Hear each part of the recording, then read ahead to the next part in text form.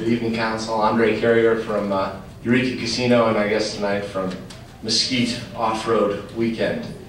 So I stand before you exhausted, somewhat bruised, but wildly appreciative of what this city did this weekend.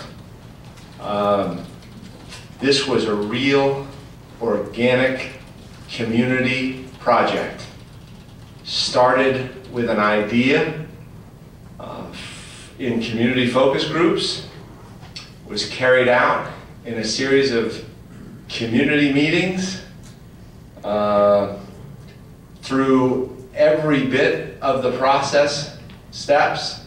There were those who sat with us in those meetings who were unpaid and had 1,000 other things they could have been doing with their time. But they thought that it was important to bring people to the city who may not have been here before in hopes that they might return again and again. And this weekend, I think we did that. We had people on trail rides who came from Western Canada. We had people who rode in our motorcycle races who came as far away as Belgium and South Africa. And if you looked at the license plates in the lots, you saw a lot of other states besides that. And I'm just so indebted and thankful to what this city did, be it the fire department, be it the police department, in a very complex, orchestrated fashion, helping us to orchestrate the trail rides. And I don't just mean figuratively, I mean in the last 3 feet, escorting these folks across bridges. I mean, just one visual for you, that if you wonder if it's a community event, when the ATVs were passing under the washes, the cars on the bridges were getting out of their cars and waving to the trail riders. That's a community effort. Just what it took to map out the rides was an exhaustive effort done by the local police department.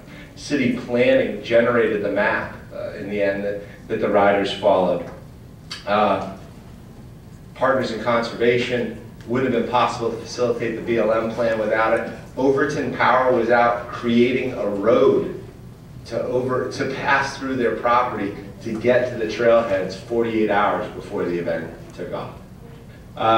Local media, I mean, talk about commitment in writing articles, spreading the word, filling the internet online space with articles, so as people were coming in, they were posting to their Facebook pages. There really isn't enough time, and the light's already on, to communicate the thanks and appreciation, but more so than that, the hope that I really hope that this town absorbed what they accomplished this weekend. We had more than 5,000 people at an event site that was not an event site ever before.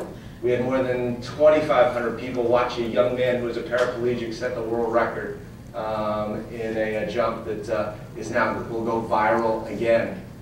We've had more than 200,000 YouTube views already from the weekend. The Facebook traffic from the weekend topped 465,000 activated visits. So I think we saw some new eyeballs.